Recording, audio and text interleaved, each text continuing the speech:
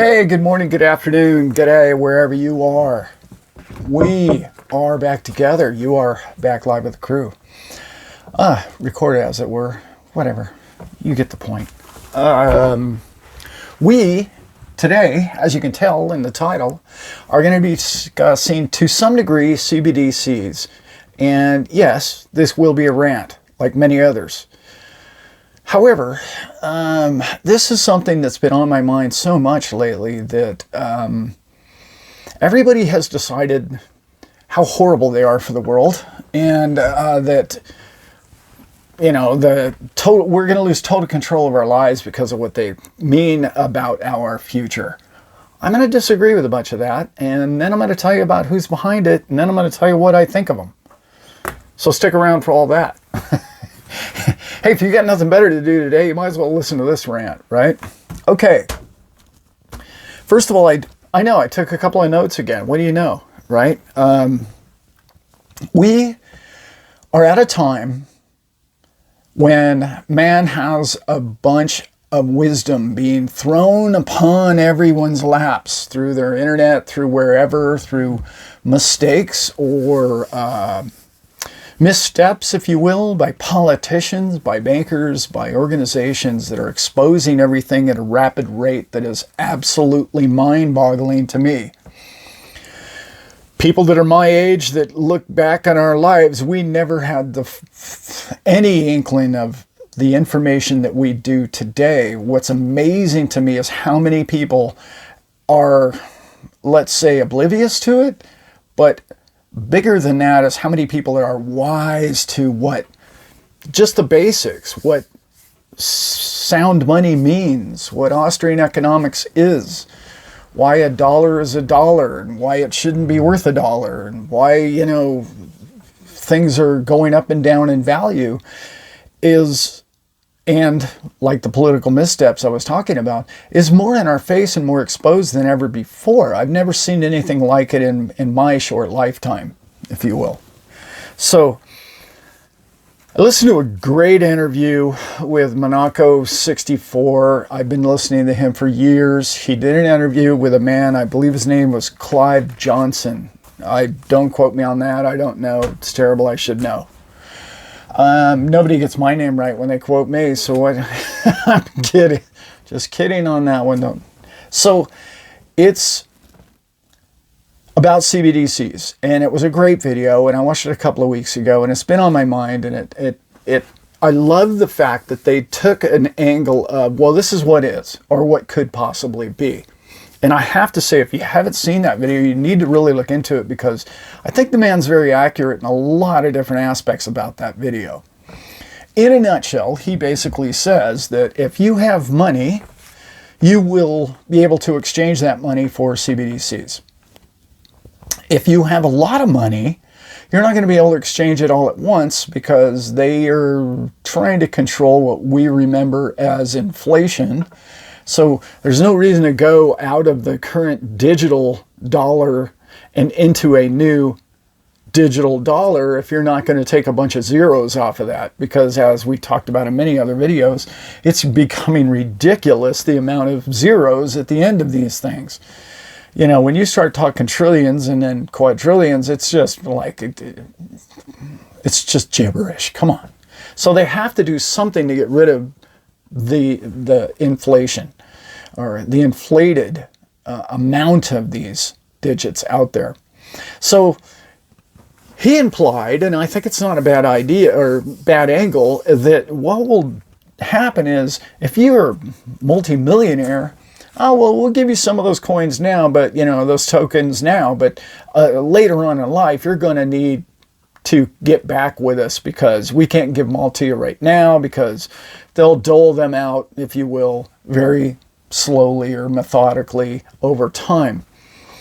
His point of perspective is that you should exchange as quickly as humanly possible, because the value of those will have a time element to them, and that time element will decrease the percentage of value that you get, or token per dollar. So in other words, 6 months from now, you might only get 70% of its value that you got 6 months prior. It's a concept. I don't know that I'm 100% on that. And I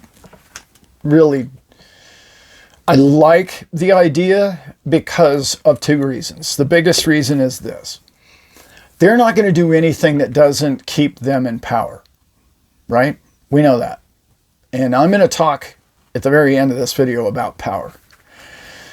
They're not going to do anything that isn't going to keep them in power. So what does that mean? Let's call it what it is, okay?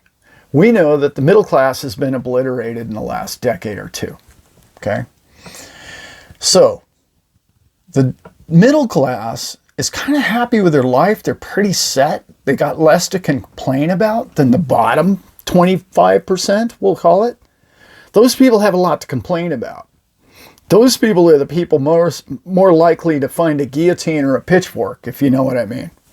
Like, they're getting restless. And the top 25%, we'll call them, have been living off the bottom 25% for centuries now. This is not a new thing. And that we talk about that many times on this channel. And what that essentially means is that they print this fake amount of currency or control the currency levels, okay, that you have to sacrifice your time away from family and loved ones for your labor and your efforts, whatever that might be, where the top 1% don't have to do that. The top 24% do to some degree, but they have pretty cush Wall Street bank jobs, if you know what I mean. But they still have to show up and play the game and do the thing. But the top 1% are the people that want to roll out the CBDCs. So the second point that I want to say about why I don't think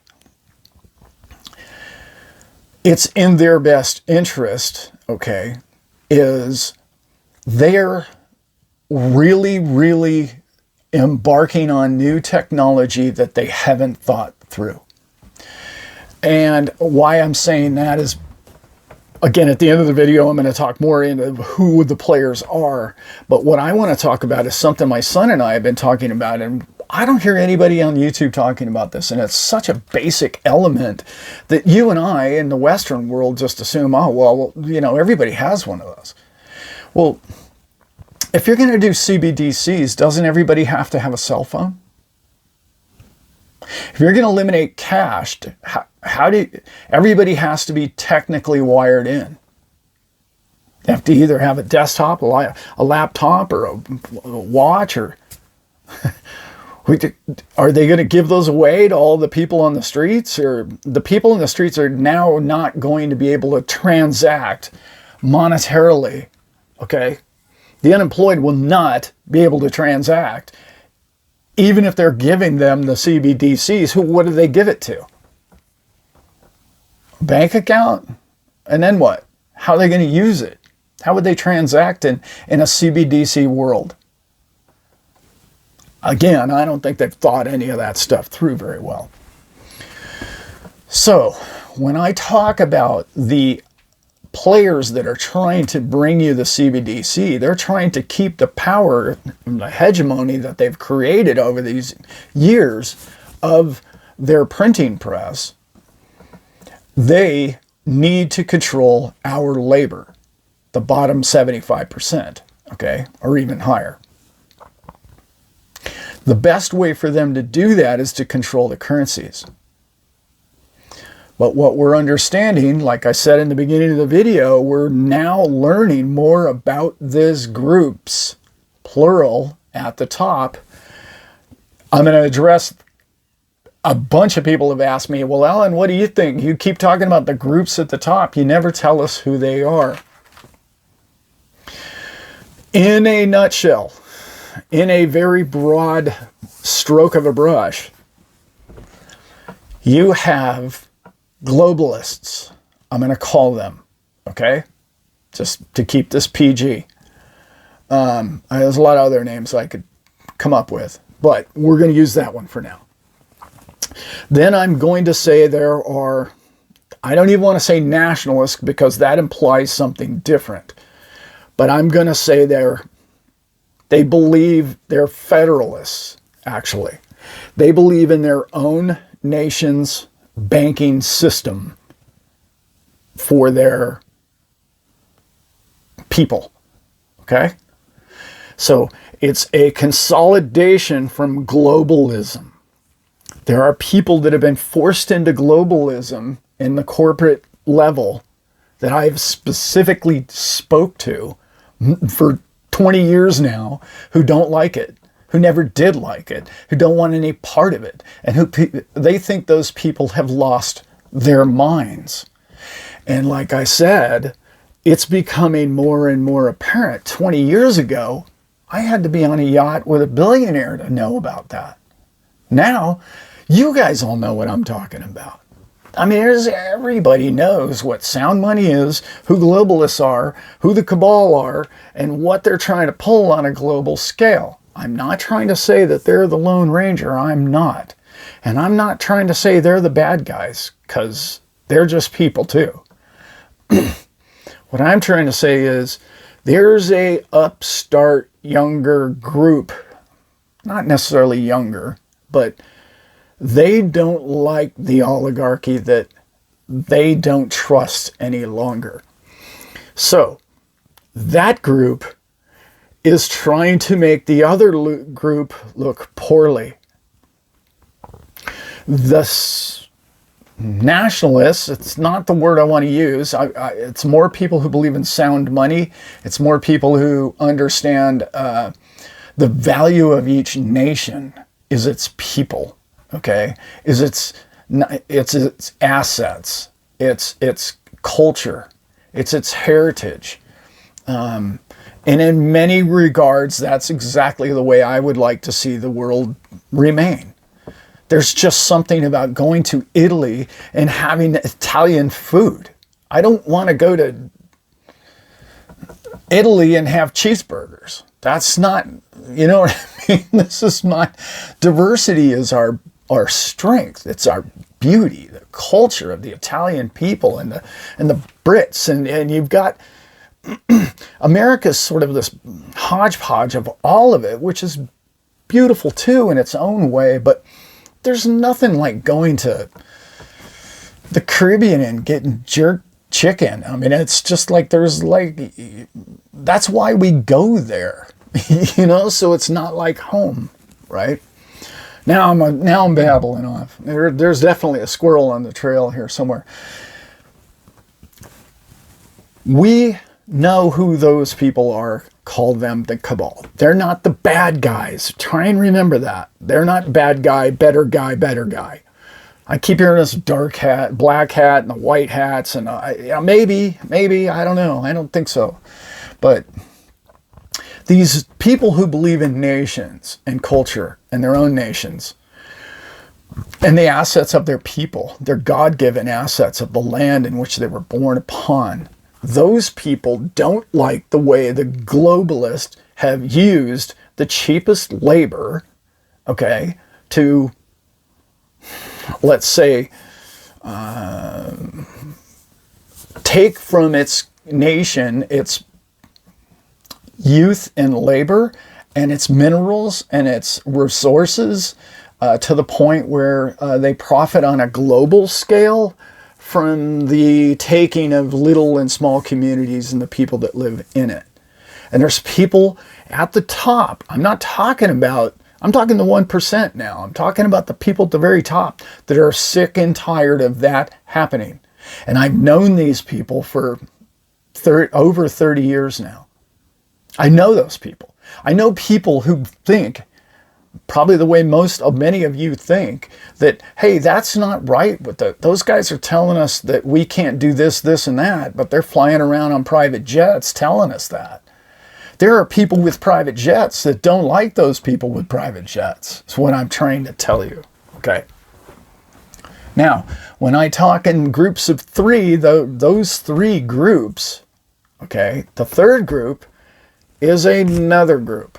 And that group is more of a group of people who, they believe in their nation. They think that their only hope to battle the globalist is to create a group of nations such as BRICS, okay, and to create their own group to combat that power of that elite group, if you will, okay?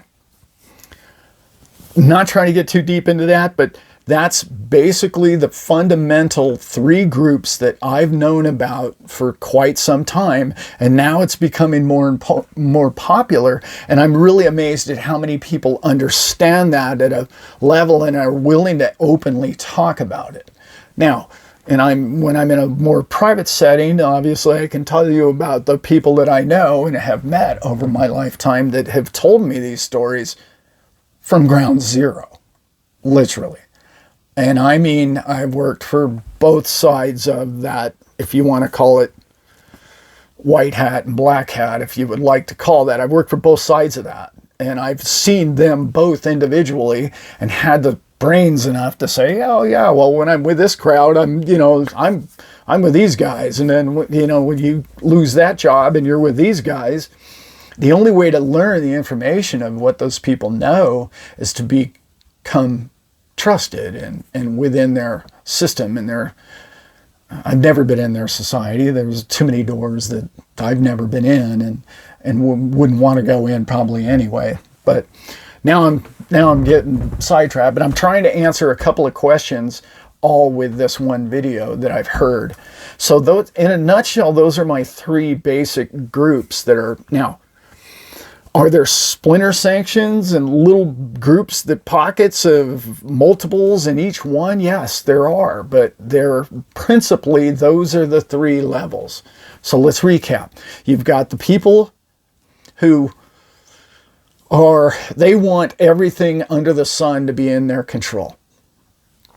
The WEF comes to mind. Those people, there's a couple of last names that start with an R that are part of that group. That group wants to control. They don't care about your land. They don't care about your people. They don't care about anything other than global domination, which to them makes a lot of sense. And to them, I've heard people tell me for hours on end while drinking scotch how much sense that makes for everybody in the world. And I have to say, I've listened to many hours of those people explaining their concepts to me. And I still don't get it. I do get it. I understand their plan. I just don't see how the freedom and the man flourishing in a system like that. I don't fall in that category. It's way too much tyranny for my liking. I think individual personal freedoms is the most important thing that man has. And those are God-given, in my opinion, or whatever energy that you believe that you became a person from. You were born on the face of this planet with an equal and fair share of 1/1 of a percent of this rock when you landed here. And there's been generations of people that are in belief that I just need to hoard it all and divvy it out to people, like you and I. And I believe that humanity struggles with that, and I think the little man's never happy because of that. And those are just kind of a few of my beliefs about that, without getting too deep and too negative about a lot of that stuff, because that'll get you down a really dark road, guys. I've been down that road. I was one of the few people that on a day in September in 2001, that very same day that happened, I saw through it all. I saw through the whole picture. And I don't want to get into it, but I don't know anybody, and I'm not trying to pat myself on the back. I'm just trying to tell you that I was aware of these groups before that day. And it was an educational day for me, and what I saw of other people and around me and their lives and how it affected them, and how I didn't see it the way they saw it at all. I was amazed at how many people were taken by that day. That's not what this video is about. Okay, so I did touch on the one thing that I really wanted to get clear, because these people all don't want CBDCs. That's where I need to go next. Thank God I read these notes. The WEF, if you will, want CBDCs. Why? I just told you. They don't do anything. They provide nothing. They are living off you and I's labor for generations, and they like the control. The other group actually believes in business, and they believe in the betterment of all mankind. Both sides have their weaknesses and their strengths, but I will tell you the second group wants sound money. They do. They're not sure how to go about it, but I'm telling you right now, they're not about to let the CBDC succeed. That's not what they want. They know that that will incarcerate mankind. They know that. And these people are at war. Okay, people? And I can't think of another word more descriptive. They are in total attack mode after each other, day in and day out. We even had the BRICS nations declare war on them. If you understand what that whole thing's about, and I'm not getting into it in this video, but that whole Ukraine thing is a very, very big part of these three giant players in which I'm talking about. The BRICS nations have had it up to here with WEF. They've had it with those people.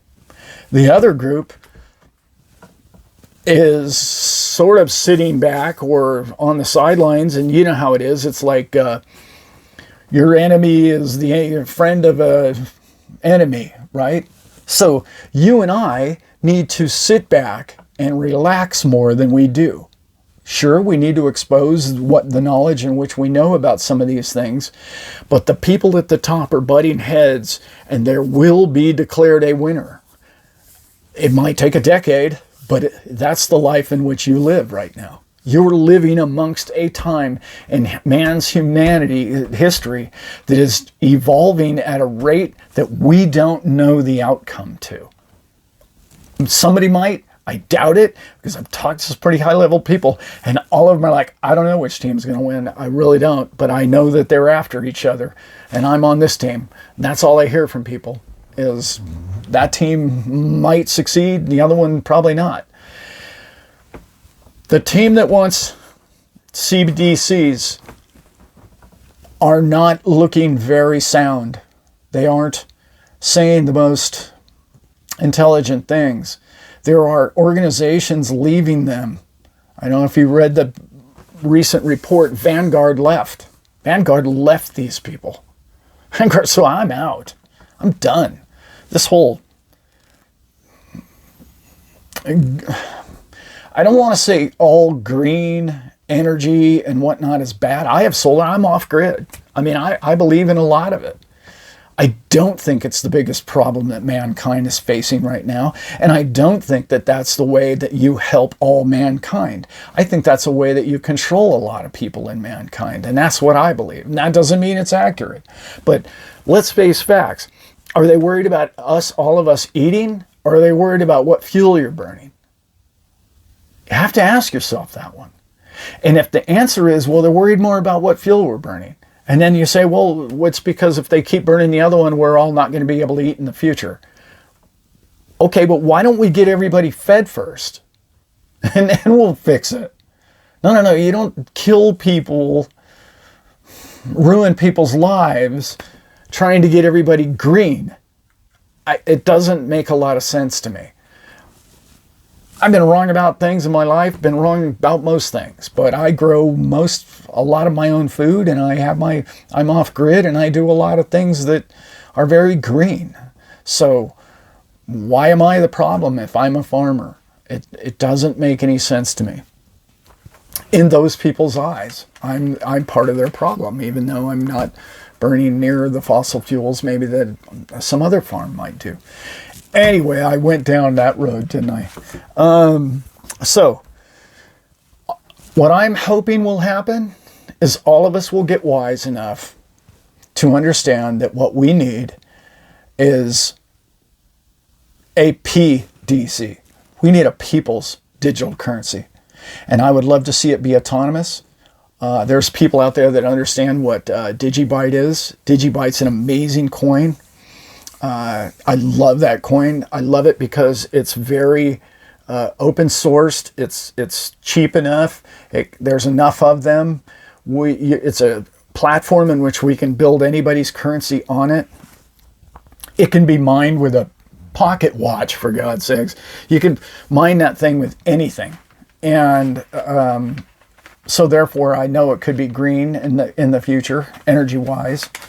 And I love Digi for that reason. I just don't think Bitcoin is the one for many different reasons. I think Bitcoin is the future of gold, if you will, not necessarily a monetary system. But if you know anything about open source or open code, and you like the concept of that autonomous being money and not being controlled by even any of the three parties in which I just talked about, because even the BRICS nations want to control their money, and it doesn't make any sense to me. It's like, why is a government in charge of the currency? Well, shouldn't currency just be something that people trade for effort between each other? That just makes way more sense. Because anytime you allow somebody to have more control over the purse strings, they're one day corrupted. That's just how it all works. Anyway, that's my CBDC rant. It's just going over the top of who these groups are, because I've been asked, well, you keep talking about these three groups. What do they mean to you? It's kind of what it is. I know it's a rant. I know it went on a little long. But with that, guys, I am out.